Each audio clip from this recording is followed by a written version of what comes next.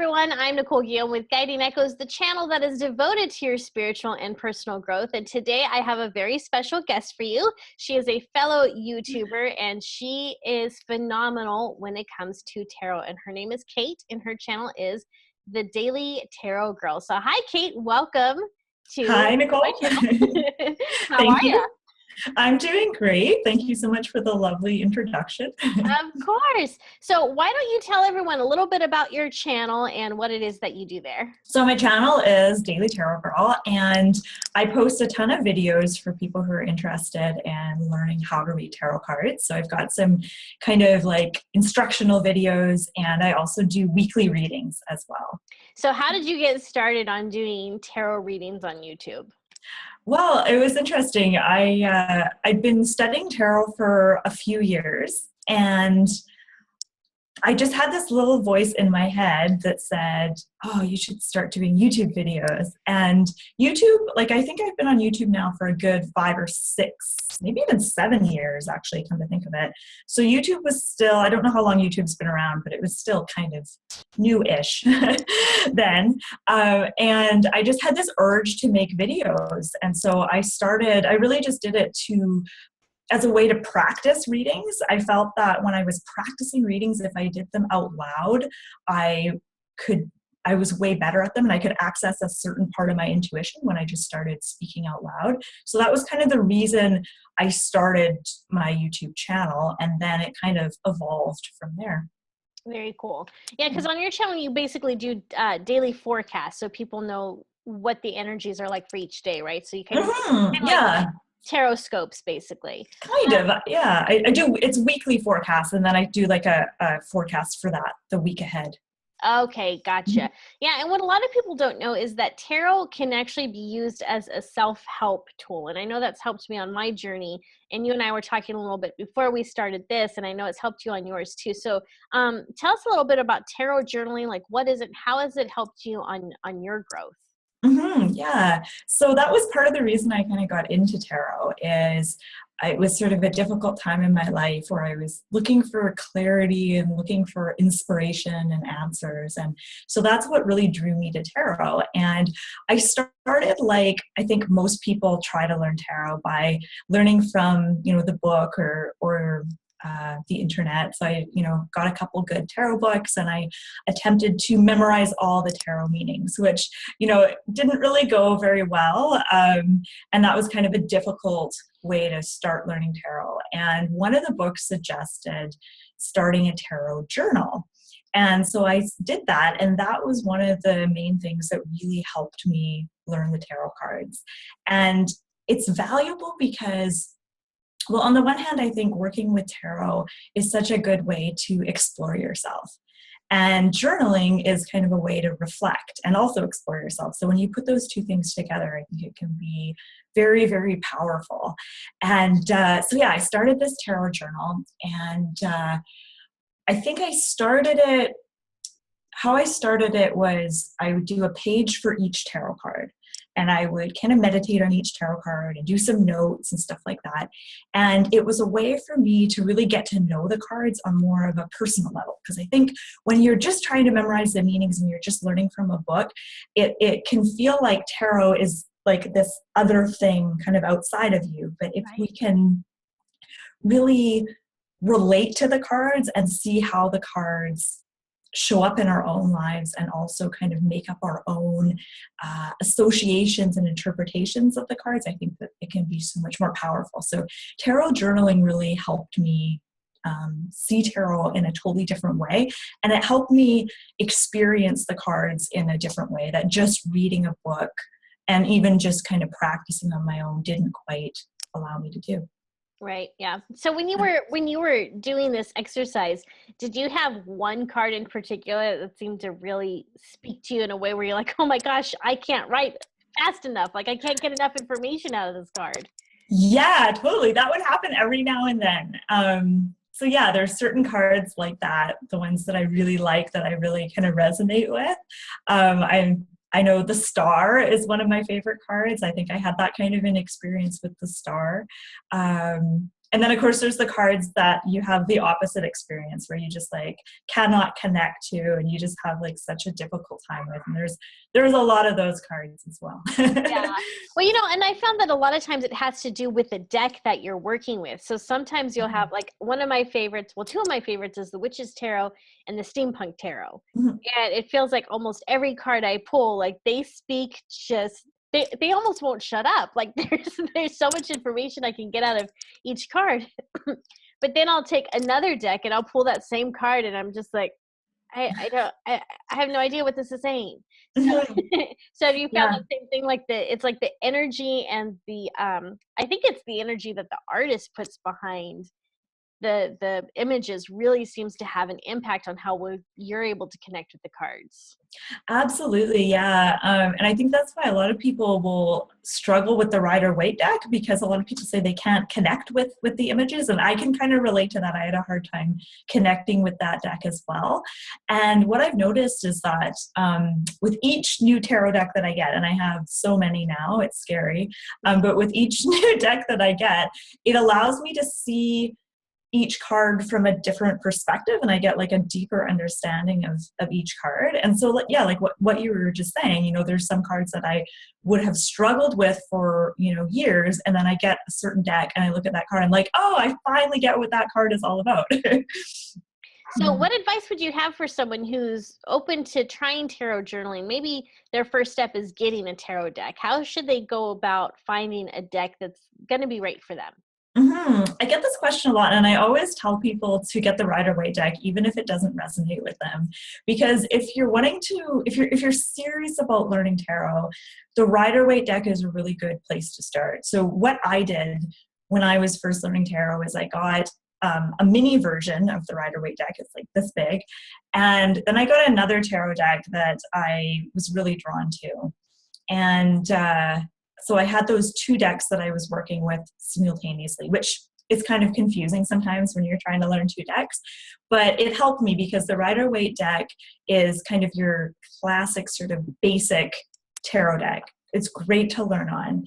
But if you don't resonate with it, you may not enjoy working with it. And I think it's also important to have a deck that you really enjoy working with. So I guess the answer to that question isn't simple and straightforward as I want it to be, but I always recommend people get the Rider-Waite deck. And then if they really can't connect with it and they really don't like it, then you can get another deck that you do connect with. But I feel like if you learn to read the Rider-Waite deck, you can read pretty much any deck after that. Yeah, I found that too, because the images are archaic and so old. So and they're just, I mean, let's be honest, some of them are kind of weird.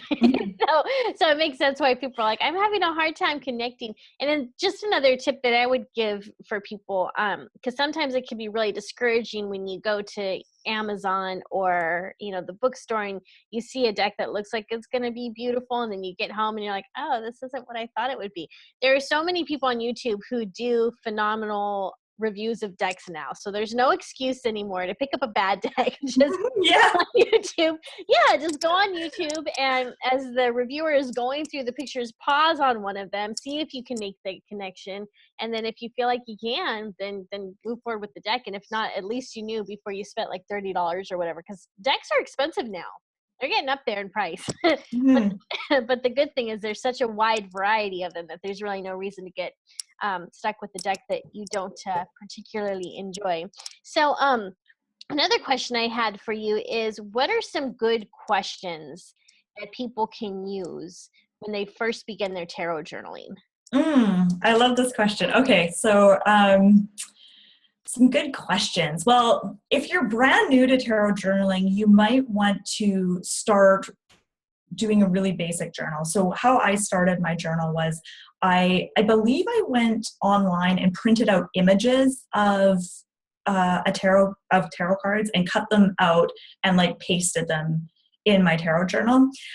So I had a page for each card, and I would jot down kind of my own impressions I got of that card, my associations, and I would spend a little bit of time on each card. So that's kind of how I started my tarot journal. And from there, it really evolved. And then I got into actually asking particular specific questions of my cards and then journaling about that. So I've written down some of my favorite questions. So do a page where you explore your least favorite tarot cards. And I think everyone has at least a few tarot cards they don't like, right? So ask yourself, what are my least favorite tarot cards? And then dedicate a page or two in your journal to journaling about that and why you don't like those cards. Because I think that is really the key to one of the keys to getting to know yourself and understanding yourself is exploring, what cards do you not like and why do you not like them? Like what is it about them that you don't like?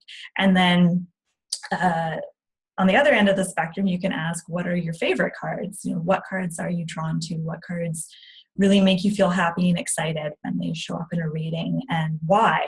What is it about those cards that you like so much? So that's one really good place to start. Some other questions. I love journaling about each suit. So dedicating a page or two to just journaling about the suit of cups and, the impressions you get when you look through the suit of cups and, what you feel the suit of cups represents, and then, exploring the suit of swords, etc. I think that's another really valuable thing that we can do with our tarot journals. So what was on your list when you did least favorite? What was one of your cards? Least favorite, I really don't like the Justice card. I find that card to be, it's just a difficult card to read. Like I find whenever it comes up in a reading, it's just like my mind goes blank. And I've spent a lot of time studying this card and working with it, and I get stuck on that card a lot. Do you find that? Not with Justice, but with Hierophant. Every time that one comes up, I'm just like, I don't know. Are you having an affair with the Pope? Like, I don't know what this is saying. But that's probably my number one most like card in the deck. Mm-hmm. Yeah. And whenever I say that I have a hard time with Justice, people jump in. They're like, "Oh, well, it means this. It means that." Doesn't help. It doesn't matter. I still have a hard time with Justice. Well, and then also it depends on what the question is and what the surrounding cards are. And I've had that experience with the Justice card too. It comes up in the most weird spots, and I get you because I'm just like, that doesn't even resonate. That doesn't make sense. So it can be tempting at that part, like, let me just pull another card. But you have to really make an effort to work with what's there. So no, I understand. I get it. Yeah, I feel like it's such a serious card, and it always just brings this air of seriousness to the reading, which I don't love. I just don't like that. Also, Five of Swords. I don't like Five of Swords. I really have a hard time with that card. And there's another one. There's three that I really struggle with, but for some reason I can't remember the third one. Judgment? Was it Judgment? No, not Judgment. I'm fine with Judgment. I think all the major arcana cards I'm okay with except for Justice. Yeah. So on the opposite note, which cards do you love? I love the Star. I like the Empress. I like pretty much all the aces. And some of the like court cards, like the queens. I like a lot of the queens. I guess I'm drawn to the really feminine cards. And I also really like the devil, and not necessarily like the imagery of the devil, but I love the meaning behind that card.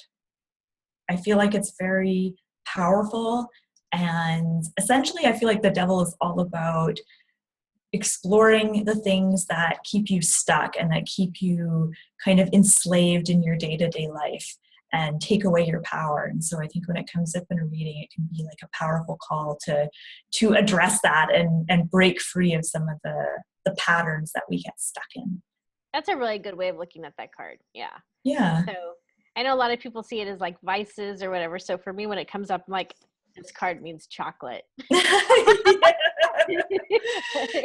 there you go. So if people want to learn more about tarot journaling, what resources do you have for them? And what resources would you recommend?